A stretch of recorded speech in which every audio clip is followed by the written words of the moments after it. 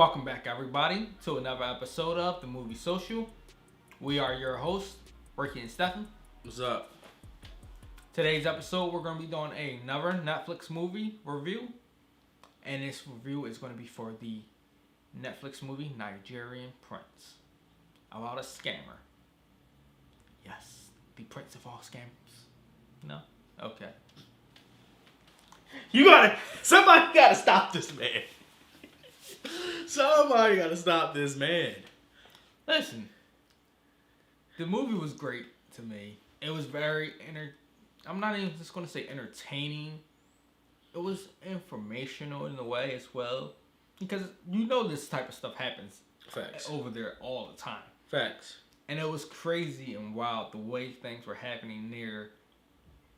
How they tried to manipulate Americans and other people at the same time with the email scams. But I love the beginning when the dude was buying a vehicle and they just took off. Dude goes out there looking for the car, like, where the car at? And next thing you know, you see the other dude take off, hop in the car that they supposedly had sold this man and was going with his money. So here's only I enjoyed the movie. Like, let me just say that first. I definitely enjoyed the movie. My only thing is, right, I know it's Hollywood. I mean, not Hollywood, but I know it's movies. I know it's a movie. I don't want...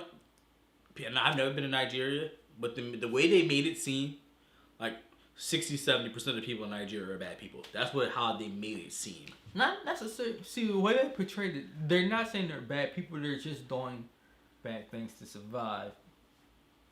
Because there are a lot of scammers out there in Africa. I mean, there's scammers all over the world, but they have a huge scamming system out there. But the way they made it seem like everybody was bad. But for example, the guy at the guy at the terminal, when he was talking about customs.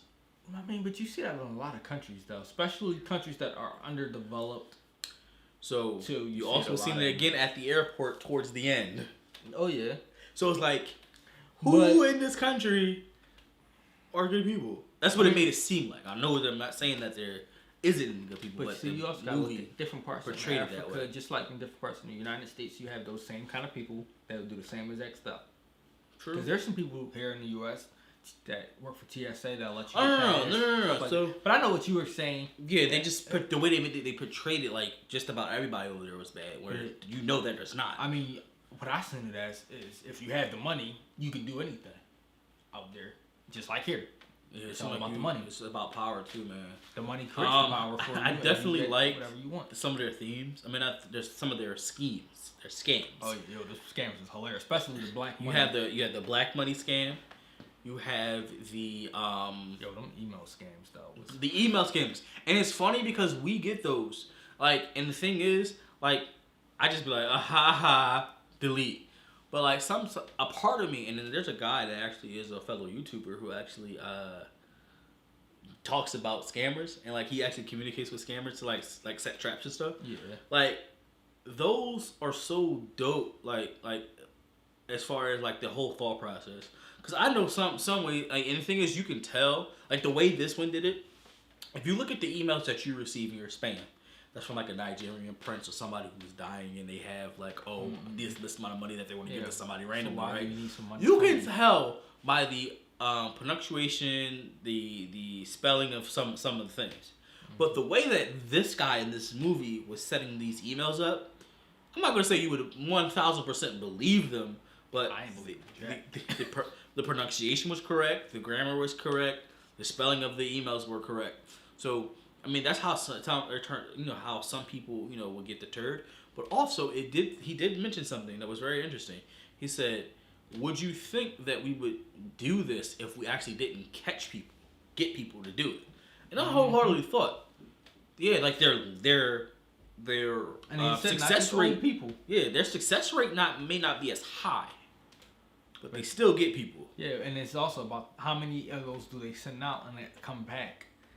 And that they get money from, and then it's about the amount of money that they get too. Yeah, but you do know there was one of the biggest scams ever from I believe Nigeria, matter of fact, where the guy sold these people through online a whole bunch of land in Africa over like $1 million or whatever, Wow. and there was no land ever, and that was real.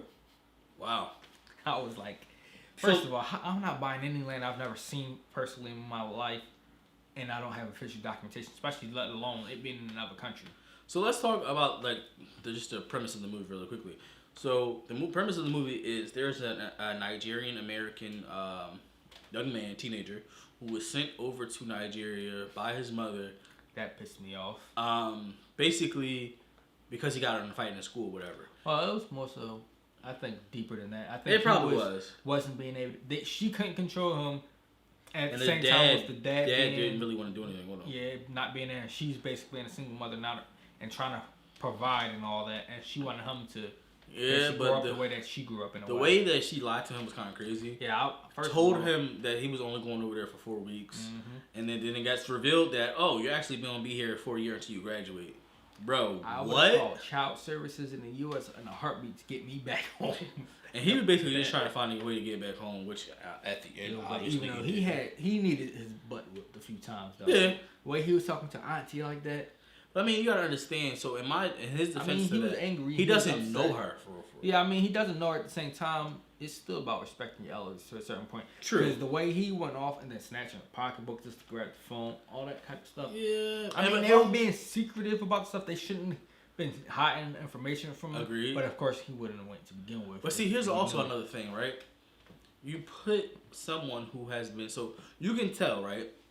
Yeah, he's been raised American. He was raised American. His parents most likely came from Nigeria, was brought over here, not brought over here, but moved over to the United States.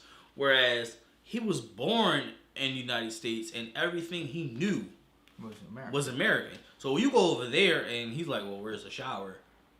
Yo, that and was you gotta electricity actually being out. Yeah, like this is a whole new word to him, and he like freaking out. Oh yeah, because no friends, no nothing. He's not used to this. Like he's not used to the food. The food is different. Exactly. So it's just like, what do you expect him? How do you expect him to behave? That's like if you take me, a 30-year-old man, and put me over in Nigeria, bro. I'm not gonna know how to survive simply for the fact that I've never been here. I don't know what are the customs here and stuff like that. So how else do you expect him to act? And he was listening, just trying to go home. But they also must have some age differences over there because he was allowed to go over there and drink. But was he legally allowed to? That is also true. I don't know. But I mean, I know in a lot of countries though, the age to drink is a lot lower. Yeah, I know, like in certain Spain places, and stuff. I think it's like 18 or something 16, like that. Something like that. Yeah, but I would wholeheartedly recommend this movie. It was a pretty good movie. Yeah, I mean, it goes a lot deeper into the whole scam when the U.S. government got involved, and then how the police was being paid off to let them out, or how the police is part of the scam. They want cuts. They want their cuts of it. If you don't get their cut, what they do, beat you down and possibly kill you. Yeah. Even though, honestly, the dude that was running all this police precinct could have probably got overthrown by himself anyway. He promised more money to his minions. They'd have probably got rid of him anyway. So just have one before we go, just something really quickly that we can discuss. So, alright, so it ended how it ended. Yeah, I didn't like that part. I didn't like the ending. But do you think, for example, how does he get back home? Like, do they say, "Oh, we lost our passport"?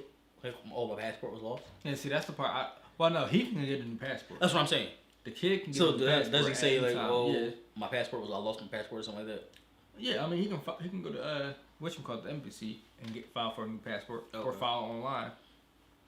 Gotcha. So that's how he would get eventually back home. Yeah, he can. There's a lot of ways he can get his passport. But my question is, this dude getting on a plane to the United States with the fake passport, how are you getting past once you get to the United States? That you have to pay somebody off. That is weird because when he got on, he gave the passport and a bunch of money to the teller. And I'm like, everybody's bored off. That's what I'm saying. She was like, "Enjoy your flight." She looked at it for it's like, yeah, that's more than my paycheck for a while. Yeah. So like when he actually gets to the United States. Either he gonna have to jump out that plane before it land, or he gonna have to have somebody that's gonna be paid off, something like that. He must have because he said it's going to Atlanta. So he must know somebody in LA that's gonna help him. I would hope so because I've seen how airports are. Yeah, you can't even get past baggage claim. In most airports, when you're coming back in the country from out of the country. Mm-hmm. Like it took us for a while, and we just got off a cruise. Yeah, I remember getting when we landed in the Bahamas. You had to go through their customs checkpoint first before you could even get your bags. Mm-hmm. And then once you got your bags, you could go out. You couldn't get past nowhere until you talked to customs first. Filling out that form, showing your passport, and all. So, unless he's going to get a different picture on that passport We're while gonna on get the our plane. passport stamped next year. But all in all, it's a great movie. Definitely recommend it. Have you guys ever been caught in a scam situation? I hope not. I hope Let not. us know in the comments below. Did you like the movie? What is your thoughts on those scams? Just let us know what you thought in the comments below. Thank you guys for watching.